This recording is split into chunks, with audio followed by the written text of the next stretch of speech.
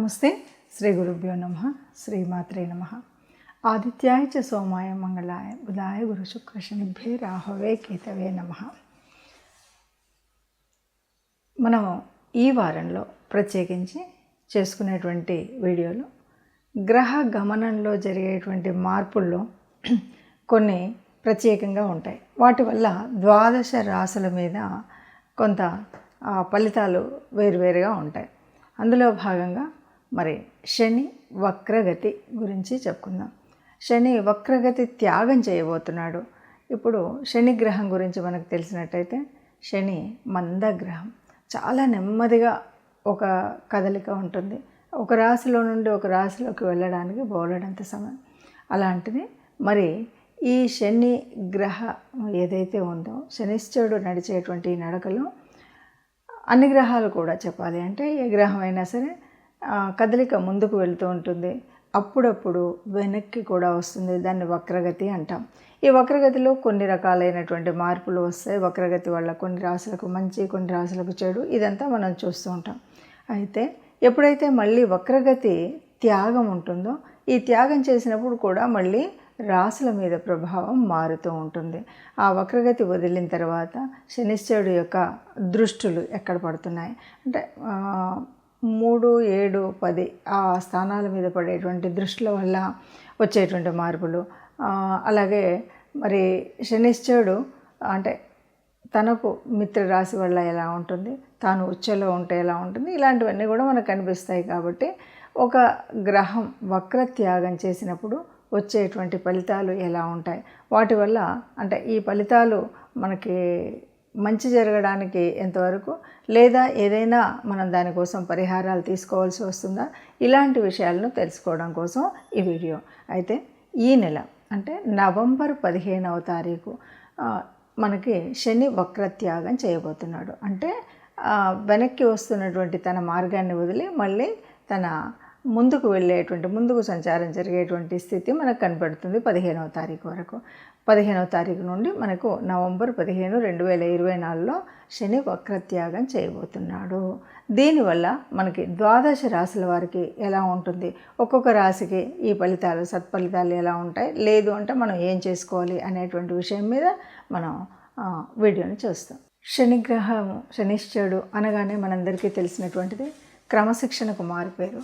ఏదైనా సరే ఎప్పుడు కూడా శనిశ్చరుడు మనకి అంటే ఏళ్ళనాటి శని అనుకోండి, అర్ధాష్టమ శని అనుకోండి, అష్టమ శని అనుకోండి, ఇవి కాకుండా శని దశ అంతర్దశలు, వీటన్నిటిలో కూడా చాలామంది భయపడుతూ ఉంటారు. అమ్మో ఏళ్ళనాటి శని 7.5 సంవత్సరాలు కష్టపడాలా, ఇలాగా అంటే శనిశ్చరుడు వచ్చాడు అంటే కష్టపడాలి అని మాత్రమే అనుకుంటాం.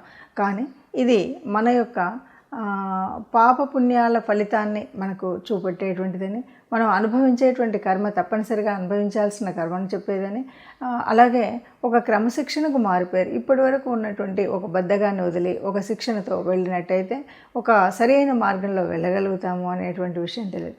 ఎప్పుడు కూడా శనిశ్చరుడు మనం ఇంతకుముందు ఏదైతే అనుభవించాలి తప్పనిసరి అన్నటువంటి వాటిని మనకు చూపెట్టి దాని తర్వాత అతి మంచి విషయాన్ని తను పోతూ పోతూ చాలా మంచి చేసి వెళ్ళేటువంటి గ్రహం ఏదైనా ఉందా అంటే అది శనిశ్చరుడు మాత్రమే. కాబట్టి మనకు ఈ భయాలు ఇవేవి లేకుండా మనం ఉండొచ్చు. అయితే ఏంటంటే తప్పనిసరిగా మనం కొన్ని క్రమశిక్షణను అలవాటు చేసుకోవడం, అంటే శనిశ్చరుడు ఉన్నాడు అంటేనే కొద్దిగా బద్ధకం ఇలాంటివన్నీ ఉంటాయి. కానీ ఆయన ఇష్టపడేది ఏంటంటే మనం బద్ధకాన్ని వదలడం, సమయానికి లేవడం, మనం చేయాలనుకున్న పని వెంటనే చేయడం, ఇలాంటివన్నీ చేసినట్టయితే ఎట్లాంటి నష్టం కాకుండా తాను చాలా వరకు మంచిని ఇచ్చేటువంటి గ్రహం ఏదైనా ఉందంటే శనిశ్చరుడే. అయినప్పటికీ మనకు చేతనవ్వలేదు, మనం చేయలేదు, ఇవన్నీ వదిలేసాం, మరి ఇప్పుడు ఎట్లాగా అంటే తప్పనిసరిగా కొన్ని పరిహారాలు అయితే మనం చేసుకోవాలి. మనం చివరిలో ఆ పరిహారాలు ఏంటో చూద్దాం. తదుపరి రాశి కుంభరాశి. కుంభరాశి వారికి ఇప్పుడు ఏళ్ళనాటి శని 2వ ఫేజ్లో నడుస్తుంది అని చెప్పచ్చు. కాబట్టి కొద్దిగా కష్టంగానే ఉంటుంది. అయినప్పటికీ కూడా ఇప్పుడు మారుతున్నటువంటి ఈ వక్రత్యాగం జరుగుతున్నటువంటి సమయం కాబట్టి అన్ని విషయాల్లో కొంత మార్పు అయితే కనిపిస్తుంది. అయితే ఇక్కడ ఒక్కటే విషయం బాగా చెప్పాలి, ఈ రాశి వారికి మన సెల్ఫ్ ఎఫర్ట్స్ లేకుండా ఏ పని చేయలేము. సెల్ఫ్ ఎఫర్ట్స్ అనేది ఉండాలి. ప్రతి చోట కూడా బద్ధకాన్ని వదిలేయాలి, క్రమశిక్షణతో ఉండాలి, సమయానికి లేవాలి, సమయపాలన చేయాలి. అప్పుడు అన్నింటా ముందు ఉండగలుగుతారు. అంతేకాదు మనకిప్పుడు చాలా వరకు ప్రతి ఒక్కడు కూడా వాడికి ఒక బుద్ధి పెరుగుతుందనమాట, రియలైజేషన్ వస్తుంది.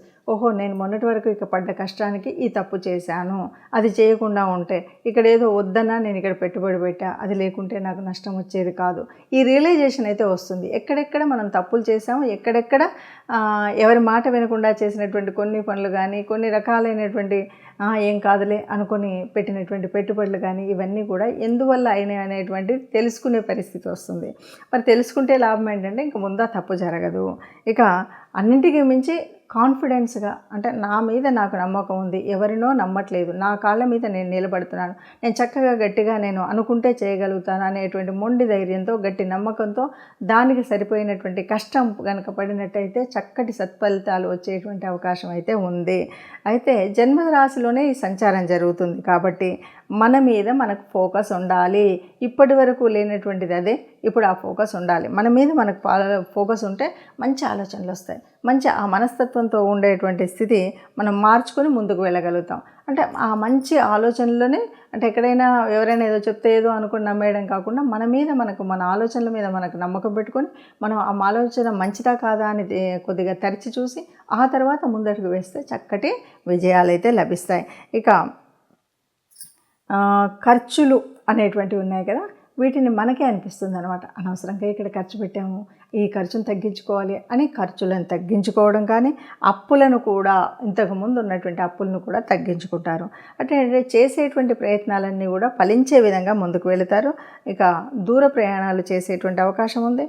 అలాగే ఆధ్యాత్మిక చింతన బాగా పెరుగుతుంది. తీర్థయాత్రల యొక్క దర్శనం కూడా జరుగుతుంది. ఇవన్నీ జరిగినట్టయితే చక్కగా శుభమే జరుగుతుంది. ఇంకా ఏదైనా అనిపిస్తే చెప్పబోయే రెమెడీస్ని ఫాలో అవ్వండి. మరి ఈ ఫలితాలు ఇలా ఉన్నప్పుడు మనం ఏం చేయాలి? ఇది తప్పనిసరిగా ద్వాదశ రాశుల వాళ్ళు ఆలోచించాలి. ఏ రాశికి ఆ రాశి మనం వాటి గురించి ఆలోచిస్తూ మనం ఎలాంటి పరిహారం చేసుకోవాలి అని. ఇక్కడ బాగా అంటే ఈ మిగతా గ్రహాలకు వీటికి సంబంధం లేకుండా ఒక విషయాన్ని అయితే చెప్పచ్చు. ఎప్పుడైతే నేను ఇది చెయ్యాలి, నేను ఇంకొకరి మీద ఆధారపడతాను అని అనుకోకుండా మనకు మనంగా స్వచ్ఛందంగా ఒక సంకల్పం పెట్టుకొని ఆ సంకల్ప సాధన కోసం తప్పనిసరిగా ప్రయత్నం చేసి, గట్టి ప్రయత్నం చేసి, సంకల్ప బలంతో ఆ గట్టి ప్రయత్నాన్ని కనుక చేసినట్టయితే తప్పకుండా, అంటే ఇప్పుడు ఈ వక్రత్యాగం తర్వాత తప్పనిసరిగా మంచి జరుగుతుంది. అంటే ఎందుకంటే మంచి జరుగుతుంది అన్నారు కదా అని మనం దాన్ని అలాగే వదిలేస్తే ఏమీ ఉండదు. అంటే గాల్లో దీపం పెట్టి దేవుడా నువ్వే నాకు రక్ష అంటే జరిగేటువంటిది ఏమీ ఉండదు. మరి ఎప్పుడు జరుగుతుంది మంచి అంటే, ఇప్పుడు నాకు ఉద్యోగం లేదు, పోతూ పోతూ ఉద్యోగం ఇస్తాడు శనిశ్చరుడు అని అందరూ అన్నారు కాబట్టి ఇంకా నాకు రాలేదు, లేకపోతే నాకు వివాహం కాలేదు, ఇలాంటి ప్రశ్నలు మనకు చాలా ఎదురవుతూ ఉంటాయి. చాలామంది ఆలోచనలు కూడా అలా ఉంటాయి. పోతూ పోతూ మంచినిస్తాడు అంటే నువ్వు ప్రయత్నం చేయకుండా మంచినివ్వడు. నువ్వు ఉద్యోగం కోసం ఒక అప్లికేషన్ పెట్టడము, ఉద్యోగం కోసం ఒక ప్రయత్నం చేయడం, ఇలాంటివి చేస్తే నీకు దానివల్ల లాభం ఈ సమయంలో దొరుకుతుంది. దానికి అనుకూలమైనటువంటి వాతావరణం ఏర్పడుతుంది, అనుకూలమైనటువంటి స్థితి ఏర్పడుతుంది, అప్పుడు ఉద్యోగం వస్తుంది. నేను ఉద్యోగానికే అప్లై చేయలేదు, ఇంట్లో ఉన్నాను, పోతూ పోతూ నాకు ఉద్యోగం లేదు కాబట్టి ఉద్యోగం వస్తుందని నమ్మకంతో ఉన్నాను అంటే అది తప్పు. మనం చేసే ప్రయత్నాన్ని చేస్తే కనుక తప్పనిసరిగా ఈ ఉద్యోగ బాధ కానీ, అంటే నిరుద్యోగ సమస్య కానీ, వివాహ సమస్య కానీ, సంతాన సమస్య కానీ, లేదు ఉన్నత స్థితిలోకి వెళ్ళడం కోసం ఇల్లు వాకిలి లేనటువంటి వాళ్ళు ఏర్పరచుకోవాలనుకున్నా ఇవన్నీ కూడా పూర్తిగా మనకు లభిస్తాయి. ఎలా అంటే మనం ప్రయత్నం చేయాలి. అంటే ఈ కాలంలో మనం తప్పనిసరిగా నాకు రాదులే, నేను ఇన్ని రోజులు ప్రయత్నం చేసినా రాలేదు కదా అనేటువంటి భావన కాకుండా, ఎందుకు రాదు అనేటువంటి భావనతో తప్పనిసరిగా గట్టి సంకల్పంతో ప్రయత్నం చేస్తే అందరికీ మంచి జరుగుతుంది. దీనివల్ల ఎవరికి ఏ రకమైనటువంటి నష్టం రాదు. దేవుడు, భగవంతుడు ఆ గ్రహరాజు అయిన గ్రహ స్థితిలో మనం ఆలోచించినట్టయితే శనిశ్చరుడు మనకి క్రమశిక్షణను నేర్పి వెళ్తాడు.